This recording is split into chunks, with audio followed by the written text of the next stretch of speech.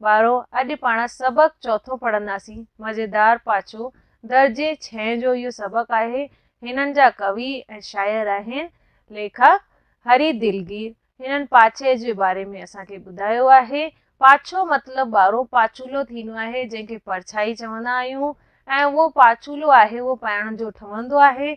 उन्हनि ॿुधायो आहे कवि जिन की ही त गूंगो हूंदो आहे, कुझु बि ॻाल्हाईंदो कोन्हे, हमेशह पाण सां गॾु हलंदो आहे ऐं हू बहू पाण जहिड़ो ई हूंदो आहे। हिन बैत ज़रिए तव्हांखे इहो ई पतो पवंदो कि पाछूलो छा हूंदो आहे ऐं पाछूले जे बारे में कवि जिन असांखे छा ॿुधायो आहे।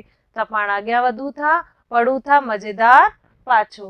हाणे मज़ेदार पाछो पहिरियों ॾिसो हिन जी पंक्ति। इहो कारो कारो मज़े मौज वारो, सफ़ा हू बहू आ मूं जहिड़ो प्यारो।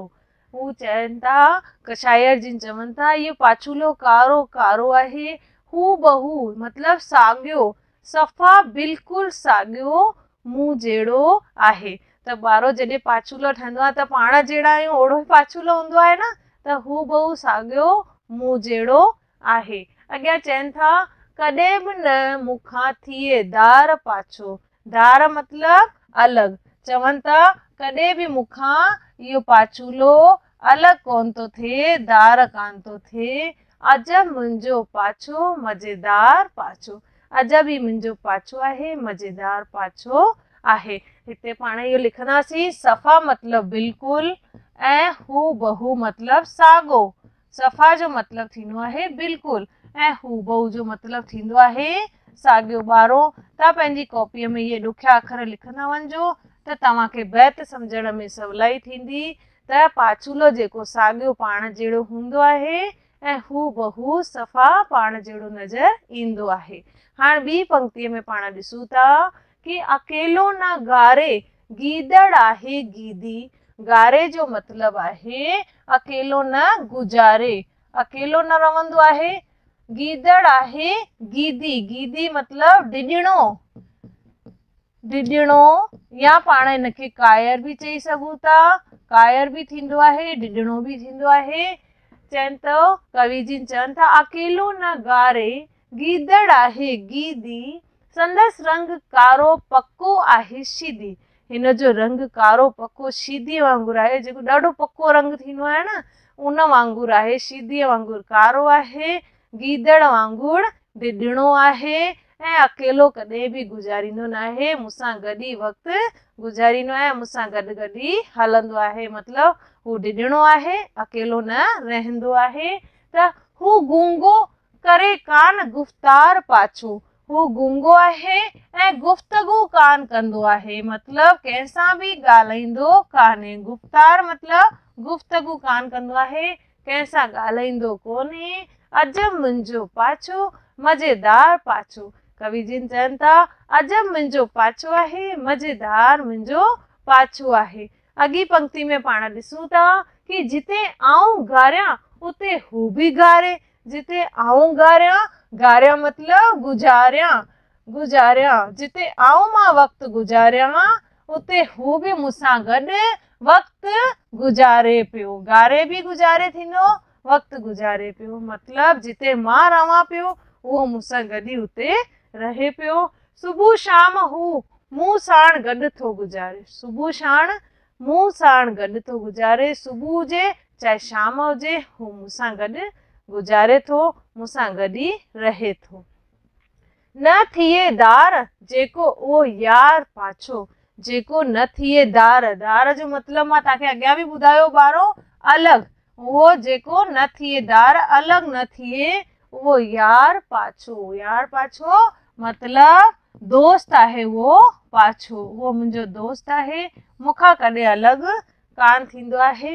अजब मुंहिंजो पाछो मज़ेदार पाछो। अजब ई मुंहिंजो पाछो आहे, मज़ेदार ई मुंहिंजो पाछो आहे। ॿारो उमेद कयां पई तव्हांखे सम्झ में ईंदो। अॻी पंक्ति में पाण ॾिसूं था कि नथो धीरे धीरे वधे ॿारड़नि जीअं। धीरे धीरे ॿारड़नि जीअं नथो वधे।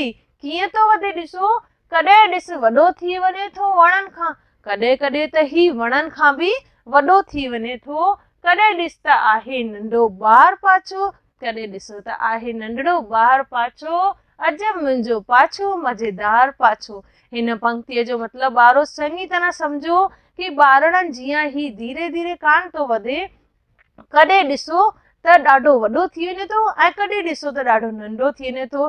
त ॿारो जॾहिं सुबुह जो सिजु निकिरंदो आहे त प्रभात वेल त पाछो गायब हूंदो आहे, ओॾी महिल कोन हूंदो आहे, पर जीअं जीअं सिजु निकिरंदो आहे, सिजु उभरंदो आहे, उनजी रोशनी पवंदी आहे त ओॾी महिल छा हूंदो आहे, पाछो लंबो हूंदो आहे।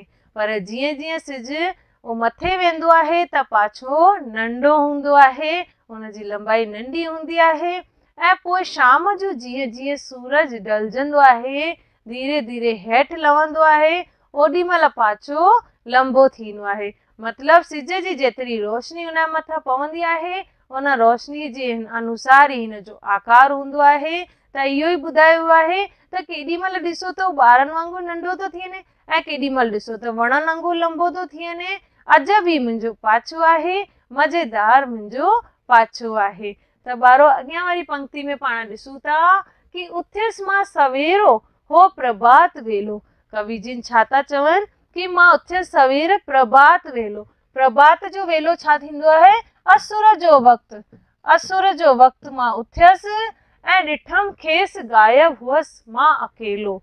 मां ॾिठो कि पाछो त मुंहिंजो गायब हो ऐं मां खयमि अकेलो हुयमि। प्रभात वेल पाछो गायब हो।